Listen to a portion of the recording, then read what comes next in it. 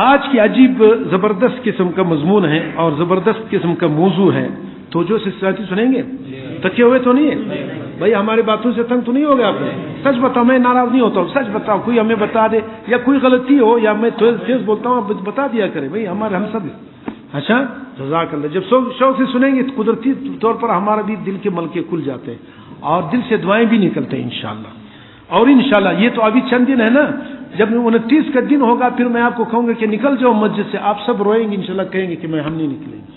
ہمیں دیکھا ہے روزانہ یہ یہاں پر یہ اللہ کی مہمانی کا یہ اثرات ہے، اللہ کے انوار کا اثرات ہے کہ گر ایسا معلوم ہوتا ہے باہر گلی یہ سارے گناہوں سے بھرے پڑے ہیں، ایسے اٹے پڑے، اور ہر گناہ جو انسان کو اللہ سے دور کر دیتا ہے. اور جو انسان اللہ سے دور ہوگا اس سے زیادہ بدبخت کوئی انسان ہے نہیں.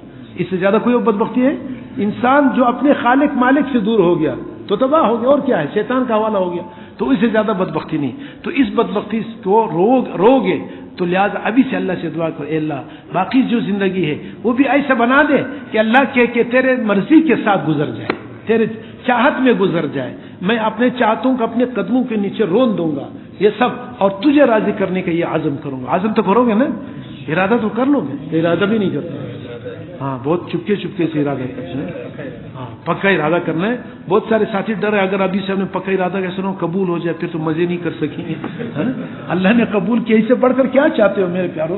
اس لیے اس سے بڑھ کر کے اگر اللہ نے ہمارا آپ کی زندگی جوانی ایسی بنا دی کہ اللہ فخر کرے، کتنا بہترین بات ہے. ہمارے آپ کی جوانی پر اللہ فخر کرے فرشتوں سے. فرشتوں دیکھو جوان یہ میرے سامنے روتا ہے، اور ان کے دل بھی چاہتا ہے. لڑکیاں ان کو کیا ہے مسکال بھی دے رہے، ان کو چیٹنگ بھی کر رہے، لیکن یہ سب کو کیا مٹھا رہے. کس لیے مٹھا رہے ہیں؟ اللہ کے لیے. تو اللہ کو کتنا پیار آئے گا. اللہ اتنا غیور ذات ہے. اللہ آپ کی زندگی میں ایسے لذت عطا فرمائیں گے. خدا کی قسم دنیا کے کیا ہے خوبصورت سے خوبصورت لڑکی میں بھی وہ کیا ہے لذت نہیں ہوگا. لذت وہاں نہیں، وہ تو ذلت ہے. لیکن اللہ پاک کے ساتھ دل لگاؤ، پتہ چل جائے گا کہ اللہ کے ساتھ، اللہ کی محبت میں، اللہ کے ذکر میں، اللہ کی یاد میں کتنا لذت ہے. خدا کی قسم اس کا ہم بیان ہی نہیں کر سکتے. تو آج بہت زبردست مضمون ہے، تو خوب غور سے سنیں گے انشاءاللہ. عشق مجازی عذاب دو جہاں. دنیا میں جو عشق ہے نا، دنیا میں صرف عشق کا نام نہیں کہ لڑکی کے ساتھ. بہت سارے لوگ گاڑی کے عاشق ہیں، بہت سارے لوگ بنگلوں کے عاشق ہیں، بہت سارے لوگ جو بس زمینیں لے رہے پڑے ہیں، جائیدادیں پڑے اس کے عاشق ہیں. ساری زندگی کیا ہے. بہت سارے لوگ اس طرح مختلف چیزوں کے عشق ہے. کوئی گاڑی کا ہے، کوئی عورت کا ہے، کوئی مکان کا ہے، کوئی کس کا ہے. ضرورت اور بات ہے، لیکن بعض لوگوں کو ضرورت بھی پورا ہے. ایک آدمی کے بارے میں نے سنا کسی چمن میں، وہ کہتے ہیں کہ اپنے بچے جتنے بچے تھے، بچوں کے جو بچے تھے، وہ جو پوتے اور پڑ پوتے، یعنی 2 نسل کے لیے اگر یہ پیدا ہو جائیں گے اس کے لیے ابھی سے کمرے اور پلنگ تیار کر کے رکھا ہوا ہے. لا حول ولا قوت. یہ حماقت نہیں ہو کیا ہے؟ یعنی ابھی تک پیدا ہی نہیں، دنیا بھی نہیں آئے، پتہ نہیں دنیا میں آئیں گے بھی یا نہیں آئیں گے. لیکن کیا کرے، پیسے یہ فضول پیسہ ہے جو اللہ کے جو شیطان ہے نا اس پر لگاتا ہے تاکہ اس کے پیسے ادھر خرچ ہو جائے، آخرت نہ کمائے. شیطان کو تو پتہ ہے اگر یہ آخرت میں پیسہ بھیجے گا تو اس کو تو جنت ملے گا. تو جنت نہیں دے، وہ کہتے ہیں چلو یار بچوں کے لیے بناؤ. ہاں چلو بچوں کے ٹھیک ہے یار، بچوں کے لیے بھی بناؤ. ابھی وہ بالغ ہی نہیں ہوئے. باقاعدہ پورا قلعہ ہے، وہ کہتا ہے جیسے فرعون کا قلعہ ہے، اتنا قلعہ ہے، سونے کے پلنگ، سونے کے پتہ نہیں کیا چیز. وہ میں نے ایک ویڈیو دیکھا، پتہ نہیں کویت کا تھا یا ریاض کا تھا، کہاں کا تھا، سعودی عرب کا، کوئی عرب ملکوں کے کیا تھا. وہ شیخ مر گیا، اس کے جو کیا دیکھے، اس کا پلنگ سونے کا، اس کی باتھ روم سونے کا، اس کے WC سونے کا، اس کی جہاز سونے کا، اس کا شپ سونے کا، اس کی گاڑی سونے کا، اس کے جو کیا ہے وہ دکھایا. اس میں وہ سارے سونے کی اتنے اینٹیں پڑی ہوئی، سارا بڑا پڑا ہوا ہے. یہ سارے سونے کے اتنا مال یہ جمع کر دیا ہے. دنیا میں 1 نمبر تھا یا 2 نمبر مالدار تھا. اب جو مرا ہے اس کی قبر بھی دکھایا. قبر اتنا خستہ قبر ہے کہ وہ قبر بھی پکی نہیں ہو سکی، کچی قبر پہ اس کے اندر اس کو لٹایا گیا ہے، اور اس کو لکھا یہ دنیا کا وہ 1 نمبر سرمایہ دار. اس کی دنیا جو کہ لاتعداد ہے، خود اپنی دنیا کا پتہ نہیں کیا کچھ اس نے کیا، لیکن کیا ہے جا رہا ہے 2 کفن کپڑے کے لے کے جا رہا ہے، اور حساب سب کا دینا پڑے گا کہ کہاں سے کمایا، کہاں خرچ کیا. میرے دوستو یہ دنیا ایسے کیا ہے فانی ہے جس کے اندر کچھ نہیں. اس دنیا کو صرف اپنی ضرورت کے لیے ضرور استعمال کریں. باقی جو اضافی جو ہے اس کو اللہ کے راستے میں بیچ دو، خوب بیچ دو. ایسے بیچ، مجاہدین کو دو، مدارس کو دو، غریبوں کو دو، بیواؤں کو دو. اپنے کیا ہے رشتہ دار جو آپ سے ناراض اس کو دے دو. آپ کی ناراضگی سارے دوست آپ کے ہو جائیں گے. مال دے دو تو خود بخود دوست ہو جائیں گے. جب مال نہیں دیں گے تو آپ کو دوست بھی دشمن ہو جاتا ہے. تو لہٰذا اضافی مال ہے تو یہ اس کو بھیج دو آخرت کے لیے، انشاءاللہ آپ دیکھیں گے آپ کو آخرت کی تیاری آسان ہو جائے۔ آج جو ہم آخرت سے ڈرتے ہیں اس لیے نہیں جاتے کہ مال ادھر ہی ہے تو انسان کے دل ادھر لگتا ہے، آخرت کو مال بھیج دو، خود بخود انسان آخرت کی تیاری کرتا ہے۔ تو یہ جو فضول مال ہے کس کو کیا، اس لیے میرے دوستو تو عرض یہ ہے کہ عشق مجازی یہ دونوں جہان کے عذاب ہے۔ بعض لوگوں کو گاڑی کا عشق ہے، بعض کو کس کی عشق ہے، بعض کو کس کے عشق ہے، یہ سب عشق مجازی ہے، اس کا کوئی فائدہ نہیں۔ عشق کس کے لیے ہے؟ اللہ کے لیے۔ اللہ کے ساتھ لگاؤ، فرشتوں سے اونچے مقام پاؤ گے، اتنا زبردست چیز ہے۔ لیکن اگر اللہ کے علاوہ کے غیر اللہ پہ لگا دیا تو خود کو بھی تباہ کر دیا، دوسروں کو بھی۔ فرمائے الحمدللہ وکفا وسلام علی عباد الذین اصطفیٰ ما بعد۔ اللہ کو خوش کرنے کے لیے جان کی بازی لگا دے۔ یوں تو دنیا دیکھنے میں کس قدر خوش رنگ تھی، قبر میں جاتے ہی دنیا کی حقیقت کھل گئی۔ اللہ کی ناخوشی سے بچنے میں جان دینا اور غم اٹھانا، اسی کا نام تصوف ہے۔ اسی کا نام کیا ہے؟ تصوف۔ پیری مردی اسی کا نام ہے۔ پیری مردی تعویذ گنڈے کا نام نہیں کہ بس تعویذ لے کو اس کو دم کرو چو کرو، مرد ہے عورت ہے سب، یہ نہیں تعویذ۔ ہمارے علاقے کے بربادی ہے کہ جو ہی پیر کا نام آ گیا فوراً اس کے ذہن میں کیا اچھا پیر صاحب سے جا کے فلان تعویذ کریں گے، فلان دم کریں گے۔ پیری مردی اس کا نام نہیں ہے، پیری اس چیز کا نام ہے۔ دیکھو کیا بتا رہے ہیں کہ اللہ کی ناخوشی میں اپنے سب کو قربان کر کے اللہ پر خوش نہیں ہے تو میں بھی ایک کام نہیں کروں گا، اس میں میری جان بھی چلی جائے تو یہ قربان کرنا، اور اللہ کے کو خوش کرنے میں غم اٹھانا، اسی کا نام تصوف ہے، اسی کا نام پیری مریدی ہے۔ یہ حقیقت میں آ جائے، یہ حقیقت، اسی کا نام احسان ہے، اسی کا نام اسلام، اسی کا نام ایمان اور دین ہے۔ جس کو یہ توفیق نہیں اس کی زندگی بہت ہی خسارے میں ہے۔ جب جنازہ قبر میں اترے گا تب معلوم ہوگا کہ جن کے سہارے پر ہم جی رہے تھے وہ سہارے تو سارے کے سارے ختم ہو گئے۔ کاش ہم اللہ تعالیٰ کے سہارے پر جیتے اور مرتے اور اللہ کو خوش کرتے اور اپنے نفس کی ایک بھی ڈیمانڈ پوری نہ کرتے، الا یہ کہ جس خواہش سے اللہ خوش ہو وہ خواہش پوری کر لو۔ حلال خواہشیں تو پوری کر لو، جیسے مرنڈا پینے کا دل چاہتا ہے پی لو، لیکن شراب پینے کا دل چاہتا ہے مت پیو۔ جان دے دو مگر شراب مت پیو۔ غرض جن خوشیوں سے اللہ ناخوش ہو تو اللہ کو ناخوش کر کے ان خوشیوں کو کی راہوں سے اپنی دل کو خوش کرنا، یہ خلاف غیرت بندگی ہے۔ اللہ تعالیٰ کی پیار کی لذت سمجھو، ہمارے گناہوں پر فوری عذاب نازل نہ کرنا یہ اللہ کا کرم ہے، اللہ تعالیٰ کا احسان ہے۔ ورنہ جو لوگ لڑکیوں کو دیکھتے رہتے ہیں، حسن مجازی میں، عشق مجازی میں مبتلا رہتے ہیں، اگر اللہ چاہے تو ان کی آنکھیں نکال دے اور ان پر اپنی صفت انتقام کو ظاہر فرما دے، اس سے بدلہ لے۔ حالانکہ نظر باز بھی جانتے ہیں کہ اللہ تعالیٰ نے بد نظری کو حرام فرمایا ہے۔ قل للمؤمنین یغضوا من ابصارہم، اے محمد صلی اللہ علیہ وسلم آپ ایمان والوں سے فرما دے کہ اپنی نظر کی حفاظت کرے، کسی کی بیٹی، کسی کی بہن، کسی کی ماں پر نظر نہ ڈالے۔ غض بصر کا حکم تو قرآن پاک سے ثابت ہے، یہ تصوف غیر شرعی نہیں ہے۔ احکام شریعت کو درد دل اور محبت سے ادا کرنے کا نام ہی طریقت ہے۔ خشک زاہد رسمی سجدہ کرتا ہے اور اللہ کا عاشق سبحان ربی الاعلیٰ پر جان فدا کرتا ہے۔ حدیث شریف میں ہے کہ جب بندہ سجدہ کرتا ہے تو اس کا سر اللہ کے قدموں میں ہوتا ہے۔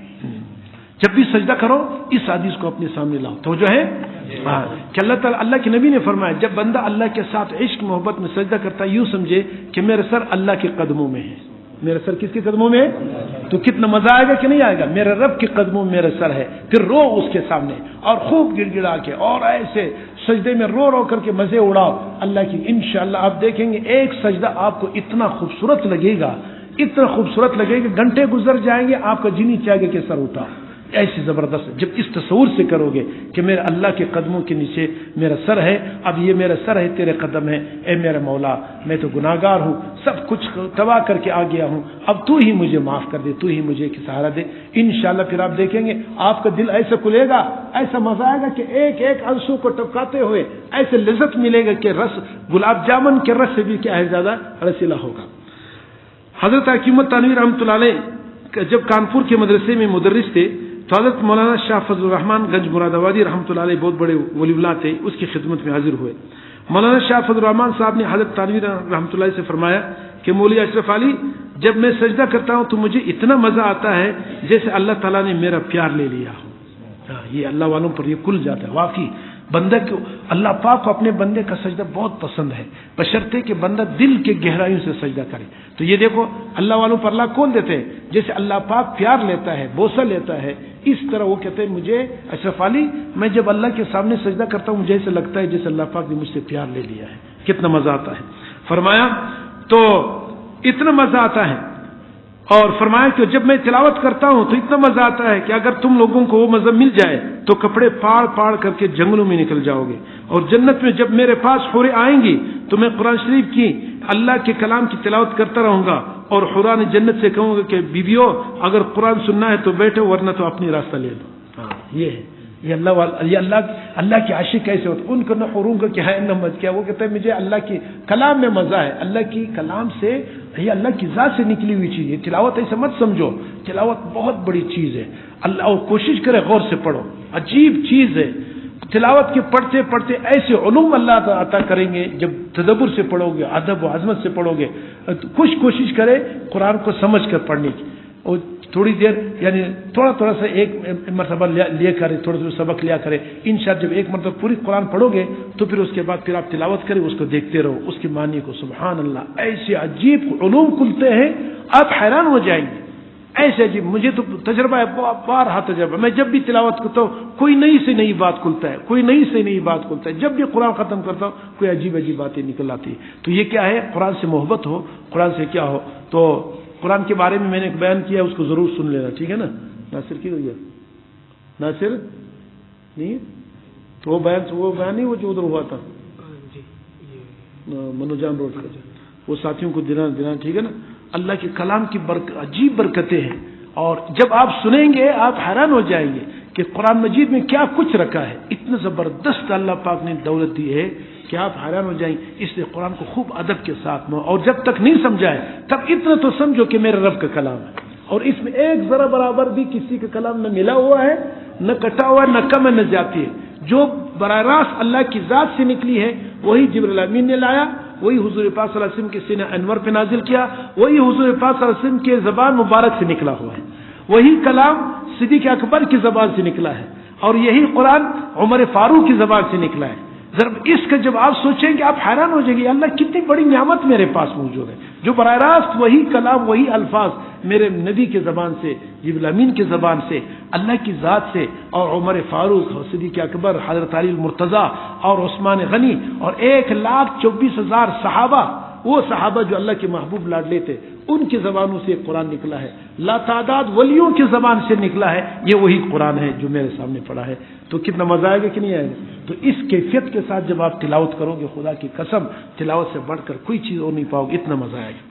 تو فرمایا کہ اسی لیے حضرت مولانا فضل الرحمان غازی مراد آبادی فرماتے ہیں کہ مجھے تلاوت میں وہ مزہ آ رہا ہے, اگر تم لوگوں کو اس مزے کا پتہ چل جائے کتنا لذت ہے تو تم اپنے قمیص پھاڑ کر کے جنگلوں میں نکل جاؤ گے, برداشت ہی نہیں کر پاؤ گے, اتنا مزہ. حقیقت یہ ہے کہ قرآن میں یہی چیز ہے. فرمایا کہ اسی لیے انہوں نے کہا کہ اگر جنت میں چلا گیا تو اگر حوریں آ گئی میں سے چھیڑ چھاڑ کرنے کے لیے, میں کہوں گا قرآن سنا ہے تو سنو ورنہ تو اپنے کام کرو. قرآن میں جو لذت ہے وہ حوروں میں, جنت کی حوروں میں ان کو نظر نہیں آتا.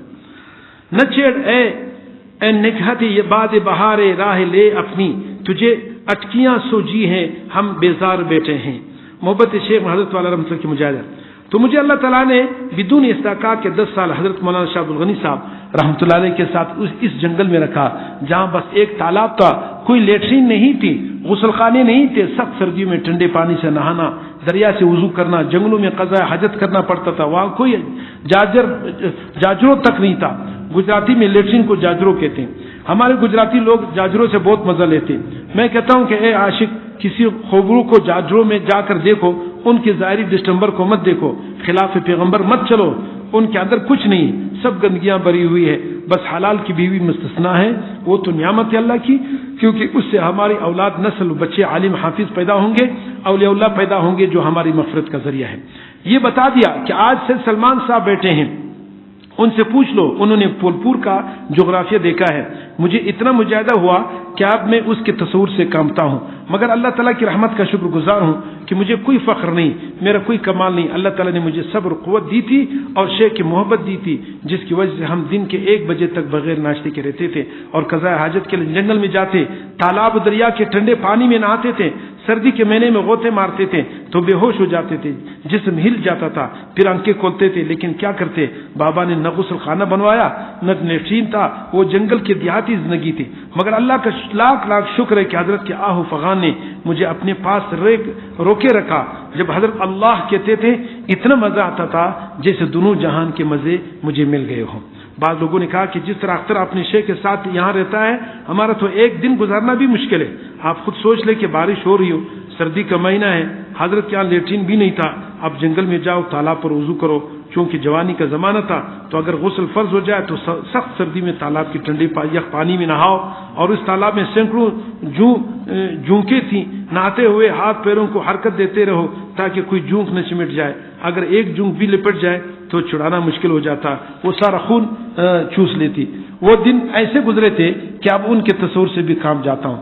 اپنے تصور ماضی سے میں خود کانپنے لگتا ہوں. اللہ کا شکر ہے کہ آج گرم پانی سے وضو کرتا ہوں. اللہ تعالیٰ نے کتنا آرام دیا. آج اچانک یہ خیال آ گیا کہ میں نے خانقاہ پھولپور میں اپنی زندگی جس طریقے سے گزاری تھی اس کا ایک نمونہ پیش کر دوں. آج کل کی خانقاہ کو دیکھو، اس زمانے کی خانقاہ کو سوچو کہ وہ کیسی تھی، مگر وہاں ہر وقت انوار کی بارش ہوتی تھی.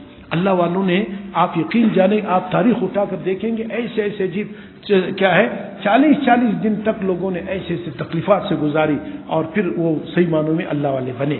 تو اللہ کو پانے کے لیے بہت مجاہدات لوگوں نے کیے، اس کے بغیر نہیں آتا ہے.